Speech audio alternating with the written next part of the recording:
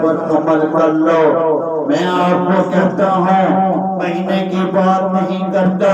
میں نے خود بچوں کو بنایا ہے، اسلامی ٹیوشن سینٹر خان آباد میں میرے نام سے چلا ہے، وہاں بھی میں کوئی فیس نہیں لیتا تھا، 350 بچہ پڑھتا تھا۔ تو کہنے کا مطلب یہ کہ تم یہ ٹریننگ لے کر دیکھ لو، یقین کرو 1 ہفتے کے اندر تمہارے اندر تبدیلیاں آئیں گی، ضرور آئیں گی، ضرور آئیں گی، اور وہ آئیں گی جس میں دنیا اور آخرت سے نجات ہوگی۔ سبحان اللہ۔ آپ مسلمانوں کے سربراہ سے خیر خواہی کیا ہے؟ یہ کہہ کر مسلمان سربراہ اللہ کے حکم اور سنت رسول صلی اللہ علیہ وسلم پر چل رہے ہوں تو ان کے لیے دعا کرو، ان کے ہاتھوں کو مضبوط کرو، اور اگر یہ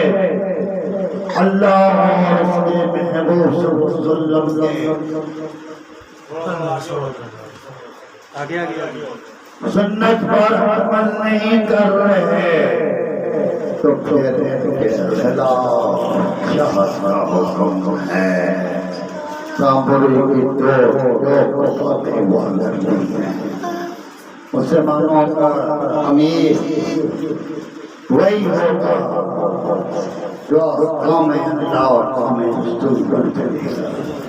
ریاست مدینہ کا امیر دیکھو، سب کے آقا صلی اللہ علیہ وسلم سنتوں کو ریاست مدینہ کے امیر ایسے ہوا کرتے تھے۔ حضرت عمر فاروق رضی اللہ عنہ کو دیکھو کہ ایک پگڑی جو پل بنایا تھا خلیفہ وقت نے،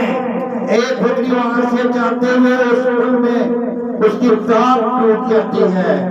اور حضرت عمر فاروق رضی اللہ تعالیٰ عنہ داروں قطار رو رہے ہیں، ایسے رو رہے ہیں کہ داڑھی مبارک بھیگ جاتی ہے اور کہتے ہیں رب تعالیٰ تو مجھے اس پہ نہ پکڑنا، یہ میری غلطی ضرور ہے۔ اور پھر اس کی محرم پٹی، یہ ہے ریاست مدینہ کے حاکم، دیکھ کر نہیں گزر جاتے، وہ جو ہے مرغے اور ریاست جو ہے وہ دالے بھی نصیب نہیں۔ ارے ایسا نہیں کرتے ریاست مدینہ والے، ریاست مدینہ کے حاکم تو اب ہدایت کو کھلاتے تھے، خود بھوکے لیتے تھے۔ تو اس تقریب پر انہوں نے محرم پٹی کی اور روتے بھی جاتے، اللہ سے معافی بھی مانگتے جاتے، اور پھر اس ملک کو اپنے ہاتھوں سے بند کیا، اپنے ہاتھوں سے بند کیا ایک حاکم نے۔ پھر سے ہوتے ہیں ریاست مدینہ۔ اب مسلمانوں سے خیر خواہی کیا ہے، بات کو مختصر کرتا جاؤں گا، ٹائم کی کمی کا احساس ہے، بس ایک جملے میں یہ بات ختم ہو جاتی ہے۔ سمجھنے کے لیے بہت ہے، نہ سمجھنے کے لیے کچھ بھی نہیں۔ کہ جو کچھ اپنے لیے پسند کرتے ہو وہ دوسروں کے لیے پسند کر سکتے۔ میری بہنیں بیٹیاں آئی ہوں گی، میرے بھی 64-65 سال اسی معاشرے میں گزرے، اکثر دیکھا ہوگا کہ اگر کہیں کوئی خوشی ہے، کسی کو شادی میں جانا ہے، کوئی گفٹ دینا ہے، تو اس میں کپڑوں کی چھانٹنگ ہوتی ہے، یار اس کا فیشن ختم ہو گیا، اس کا رنگ اچھا نہیں ہے، چلو ہمیں نہیں پسند، یہ ٹوکرے میں دے دو۔ 5 جگہ کھانا فریج میں رکھا ہوتا ہے، ضائع ہو جاتا ہے، کوئی مانگنے کے لیے آ جائے تو 2 دن پہلے والا دے دیا جاتا ہے، تازہ کھانا وہیں رکھا جاتا ہے۔ مہمانوں کے لیے کوئی چیز بنائی جاتی ہے، دیکھا جاتا ہے مہمان کون ہے، ذرا بڑا آدمی آ گیا تو اس کو شامی کو آپ بھی مل گئے۔ نیت کیا بنایا؟ مہمانوں کے لیے۔ اب مہمان اللہ کی رحمت ہے، کوئی بھی مہمان آ جائے اگر مہمانوں کی نیت سے کچھ رکھا ہے تو پہلے آنے والے مہمانوں کی خدمت میں پیش کر دینا چاہیے کہ جو اپنے لیے پسند کرو وہ اپنے دوستوں کے لیے پسند کرو، دوسرے کے لیے پسند کرو، تو یہ ہے آپ سے مانو سے خیر ہوائے۔ اب یہ کہ کوئی شخص یہ نہیں چاہتا کہ اس میں غیبت مچ جائے۔ غیبت اتنا بڑا گناہ ہے جس کی معافی نہیں ہے، بلکہ میں نے ایک حدیث میں یہاں تک بھی پڑھا ہے کہ اللہ تعالیٰ زنا کو معاف کر دیتا ہے لیکن غیبت کو معاف نہیں کرتا ہے کہ حقوق کو معاف میں کہ جب تک غیبت اس کی جائے اس سے معافی نہ مانگی۔ اور غیبت یہ کہ اگر کسی کی برائی کی جا رہی ہے وہ موجود نہیں تو غیبت ہے، اور اگر وہ موجود ہے اور پھر بھی کہا جا رہا ہے تو یہ اس میں یہ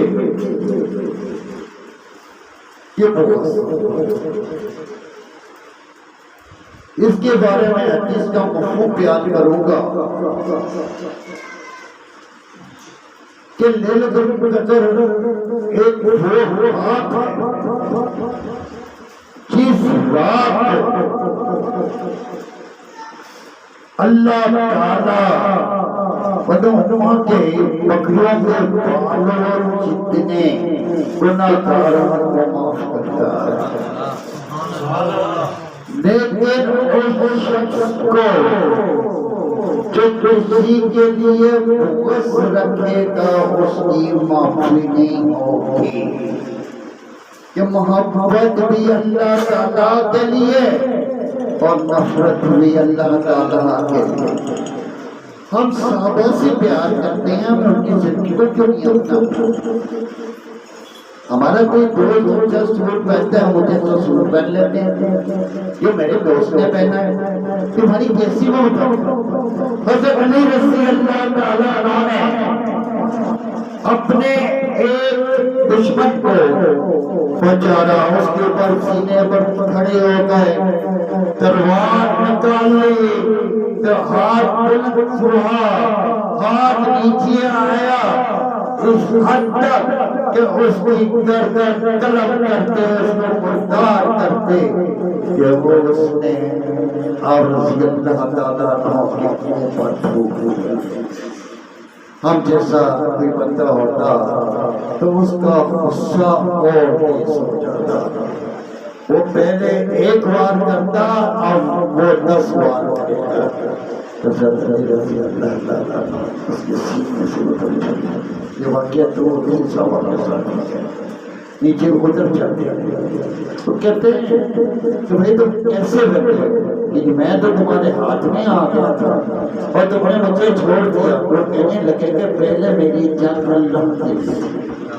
اور جب تم نے میرے اوپر پھونک دیا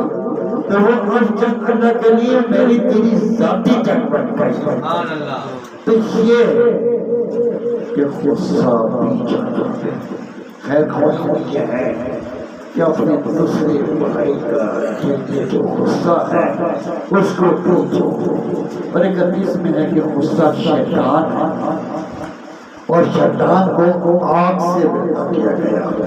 اور آگ کو پانی بجھاتی ہے۔ تو جب غصہ آ جائے وضو سبحان اللہ آج کھانے کو ترجیح دیتے ہیں، وضو کو ترجیح نہیں دیتے۔ پہلے کیا تھا کہ وضو کو ترجیح دیا جاتا تھا۔ وضو کیا اگر آپ میڈیکل پوائنٹ سے دیکھ لیں تو بخدا یہ وضو ہماری آنکھوں کے پیچھے، یہ وضو ہمارے کانوں کے پیچھے، یہ وضو ہماری دماغ کے لیے غصہ کرتے ہیں، ہمارے دماغ کے پیچھے۔ تو ہم یہ چاہیں گے کہ اللہ تعالیٰ ہمیں موقع دے اور ہم ہر 2 گھنٹے بعد تازہ ہی وضو کرتے جائیں، لیکن کیا کہ ہمیں دینی معلومات ہوتی ہے، بچوں کو ضرورت ہوتی ہے دینی معلومات، پڑھائیں اسلام ہمیں منع نہیں کرتا اپنے بچوں کو وکیل نہ بنائیں، جج نہ بنائیں، ارے ان کو ڈاکٹر نہ بنائیں، بڑا سائنسدان نہ بنائیں، لیکن ان کو دین کی تعلیم بھی ضروری ہے۔ یہ سوال والدین سے روز حشر کیا جائے گا۔ اگر ہم اپنے گھروں میں صرف صبح کو ایک قرآن آیت ترجمہ اور تشریح کے ساتھ ایک حدیث بیان کرتے اپنے تو ہمارا حق ادا کرتے ہیں۔ بس خیر خواہی میں یہ ہے کہ اس میں ماں باپ کے حقوق ہیں، اس میں بیوی کے حقوق ہیں، اس میں اولاد کے حقوق ہیں، اس میں رشتہ داروں کے حقوق ہیں، اس میں پڑوسیوں کے حقوق، اصل میں حق ادا کرنا ہی خیر خواہی ہے، اور کسی حقوق کو کسی حقوق کو ترجیح نہیں، ہر ایک کے الگ الگ حقوق ہیں۔ اگر ہم ان حقوقوں کو ملحوظ رکھیں، آپس میں محبت کریں اور آپ کی سنت پر کہ جسم کا اگر کسی حصے کو بخار ہو جائے تو پورے جسم کو تکلیف ہوتی ہے۔ اگر ہم کسی چیز کو سمجھیں کہ مسلمان بھائی ہمارے جسم کا حصہ ہے، دین تو ہمیں پوری انسانیت سے خیر خواہی کا درس دیتا ہے، یہاں تک کہ غیر مسلم بھی اگر بھوکا ہے تو اس کو کھانا کھلانے کا حکم، اگر وہ کسی مسئلے میں پھنس گیا اس کو نکالنے کا حکم ہے، اگر اس کے اوپر قرضے کا بوجھ ہے قرضہ ادا کرنے کا حکم ہے، اور جب جہاد ہو، اللہ کے خلاف بات ہو، آقا صلی اللہ علیہ وسلم کے خلاف بات ہو تو اس کو گردن کاٹنے کا بھی حکم ہے۔ یعنی کا مطلب یہ کہ حق کا ادا کرنا خیر خواہی، خیر خواہی کا درس ہے، قرآن پاک میں بنا اللہ تعالیٰ کو کہ ہم کسی کے بھی کام میں لے لیں، اور جب ہم اس کے اصل بات پر آئیں گے نہیں میں دیکھ کر تعالیٰ نے اپنے بندوں کو خیر خواہی کی کہ میرے بندے بھی خیر خواہی کریں۔ یہی وجہ تھی کہ جب فرشتوں نے کہا کہ تم ایک ایسے مخلوق